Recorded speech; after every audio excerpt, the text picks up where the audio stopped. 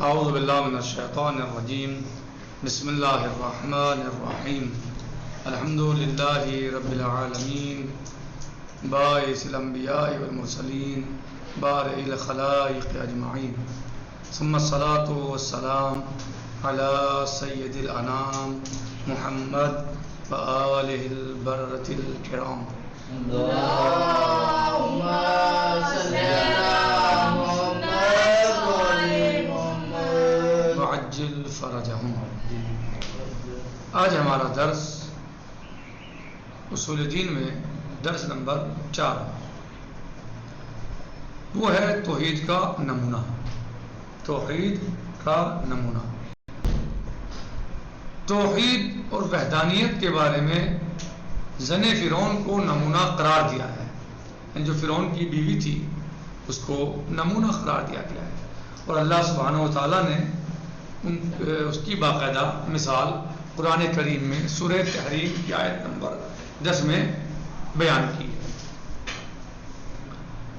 اللہ عز و جل اس طرح فرماتا ہے سورہ مبارکہ تحریم میں، بسم اللہ الرحمن الرحیم، ضرب اللہ مثلا للذین آمنوا امرأة فرعون۔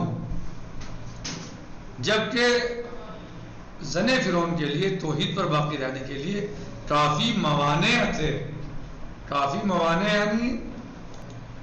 یعنی رکاوٹیں، یعنی کافی موانع تھے، کافی رکاوٹیں تھیں، کافی مشکلات تھیں، کافی چیزیں تھیں جو اس چیز سے منع کرتی تھیں۔ صحیح، اقتدار بھی تھا، دولت بھی تھی، اور نازو نعمت بھی تھی، اور فرعون اپنے آپ کو انا ربکم الاعلی کہلواتا تھا۔ فرعون اپنے آپ کو کیا کہلواتا تھا؟ کہ میں تمہارا اعلیٰ ترین رب ہوں، انا ربکم الاعلی کہلواتا تھا۔ لیکن زن فرعون پر کوئی چیز اثر نہ کر سکی، نہ دولت، نہ اقتدار، نہ ناز و نعمت، کوئی چیز اس پر اثر نہیں کیا، اور زن فرعون آسیہ نے جو ہے وہ کیا کیا؟ توحید کو قبول کیا، اور توحید پر عمل کیا، اور توحید کو مانا، سب کچھ درکنار کر دیا، کسی چیز کو نہیں مانا انہوں نے، اور نہ ان پر کسی چیز کا اثر ہوا، انہوں نے سب کچھ دور کر کے توحید کو مانا، اور وہ وحدانیت خداوند متعال پر باقی رہی، بلکہ روز بروز ان کے ایمان میں اضافہ ہوتا رہا، اور خدا سے اپنی نجات کی دعا کرتی رہی۔ کیا؟ اللہ عز و جل سے اپنی نجات کی دعا کرتی رہی۔ ایک نمبر 2، قرآن کریم نے ایک اور عورت کا ذکر کیا جو حضرت نوح علیہ السلام کی بیوی ہے، لیکن کافرہ ہے۔ یعنی یہ فرعون جیسے بدترین انسان کی بیوی ہے کہ جو اپنے آپ کو اللہ کے مقابلے پہ لے آیا، اپنے آپ کو خدا کہلوا رہا ہے، انا ربکم الاعلی کا دعویٰ کر رہا ہے، لیکن اس کی بیوی اتنی مومنہ کہ قرآن کریم نے ان کی مثال پیش کی، ان کے ایمان کو اس قدر سرایا۔ دوسری مثال حضرت نوح علیہ السلام کی بیوی کی ہے کہ جو ایک نبی کی بیوی تھی، لیکن وہ کافرہ تھی، وہ ایمان پہ نہیں تھی۔ یعنی بیوی کس کی تھی؟ جناب نوح کی، نوح علیہ السلام جیسے اولو العزم رسول کی بیوی، لیکن خود بے ایمان تھی، اس کے ایمان نہیں تھا۔ اس کی بھی مثال دی قرآن کریم نے۔ اللہ سبحانہ وتعالیٰ اس طرح ارشاد فرماتا ہے، بسم اللہ الرحمن الرحیم، ضرب اللہ مثلا للذین کفروا امرأة نوح، سورہ تحریم ہی میں یہ آیت نمبر 9 میں بیان کیا گیا ہے۔ یعنی فرعون کی بیوی جناب آسیہ کی مثال آیت نمبر 10 میں ہے، اور جناب نوح علیہ السلام کی بیوی کی مثال اسی سورہ مبارکہ کی آیت نمبر 9 میں ہے۔ دونوں میں مثال ہے۔ جناب نوح علیہ السلام کی بیوی کی مثال کافروں کے لیے دی، کافرہ کے بارے میں دی، اور فرعون کی بیوی آسیہ علیہ السلام کی مثال جو ہے وہ مومنہ کے ایمان کے بارے میں دی.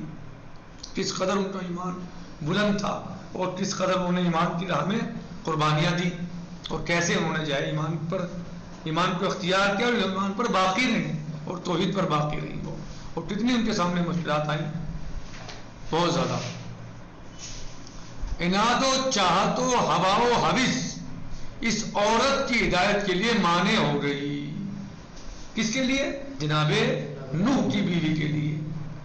عناد یعنی بغض، صحیح، عناد چاہت، آرزویں، تمنائیں، ہوا و حوث دنیا کی حوث، خواہشات اس کے نفس پر غالب آ گئی، اس کے عقل و شعور پر غالب آ گئی اور یہ کافر آ گئی. اس نے ایمان اختیار نہیں کیا، یہ کافر تھی. یہ سب چیزیں اس کے ایمان میں مانع ہو گئی. لیکن وہاں سب کچھ عیش و آرام اور اس وقت کے بادشاہ کی بیوی اور جو اپنے آپ کو خدا کہہ رہا ہے اور نعمتوں میں وہاں یعنی بڑے یعنی دنیا موجود تھی وہاں پوری، یعنی دنیا موجود تھی، سب عیش آرام، ہر طرح کا سکون، ظاہری چین، سب کچھ تھا ظاہری اعتبار سے. لیکن جناب آسیہ نے اس سب کو ٹھوکر مار دی. سب کو ناز و نعمت، اقتدار، ان سب کو ٹھوکر مار کر آپ نے ایمان کو اختیار کیا، توحید کو اختیار کیا اور آپ نے اللہ کو ایک مانا اور توحید پر وہ باقی رہی. ادھر یعنی ان کی عقل اور شعور، ان کی ہوا و حوث پہ غالب آ گیا، ان کی دنیا پہ غالب آ گیا. اور جناب نوح علیہ السلام کی بیوی کی عقل و شعور پہ اس کی ہوا و حوث اور چاہت دنیا اور عناد اور بغض غالب آ گیا. تو خسارے میں کون رہا؟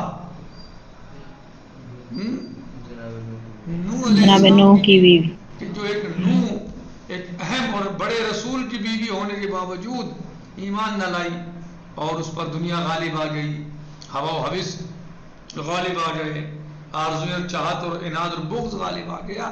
جبکہ فرعون کی بیوی کے پاس سب کچھ تھا، آسیہ فرعون کی بیوی تھی، لیکن ایمان ان کا، ان کی عقل اور شعور دنیا پر غالب آ گئے. یعنی دنیا کو پیچھے رکھا کہ ہمیں پریشان اٹھانا برداشت کرنا آسان ہے، لیکن اللہ کی وحدانیت کو چھوڑنا مشکل ہے.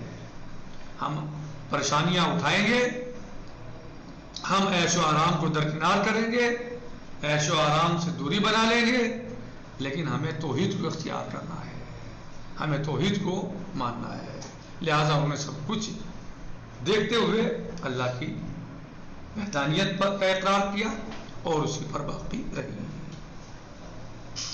اور اللہ کے نبی نے امر بالمعروف کرنے میں کوتاہی اور کوئی کمی نہیں چھوڑی.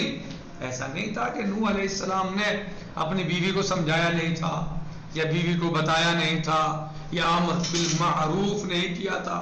نہیں، بھرپور نوح جیسا نبی، صابر، العزم، ایسا نہیں.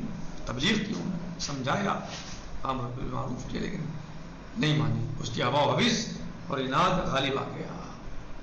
لیکن یہ ہدایت یافتہ نہیں ہوئی، بلکہ ہمیشہ اللہ کے نبی کے لیے پریشانی کا باعث بنی رہی. جی،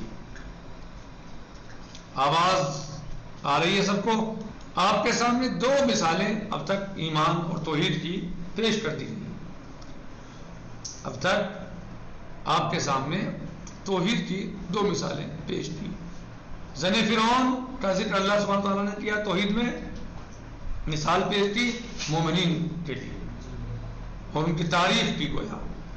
اور زنے یا جناب نوح علیہ السلام کی بیوی کی مثال دی کہ جو کافر تھی، صحیح، توحید کو نہیں مانتی تھی.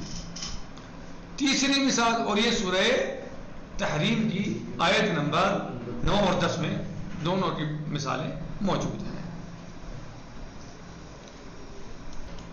تیسری مثال یا تیسرا موقع انشاءاللہ ہم تیسری مثال آنے والے درس میں پیش کریں گے، اس لیے کہ وقت تمام ہو گیا.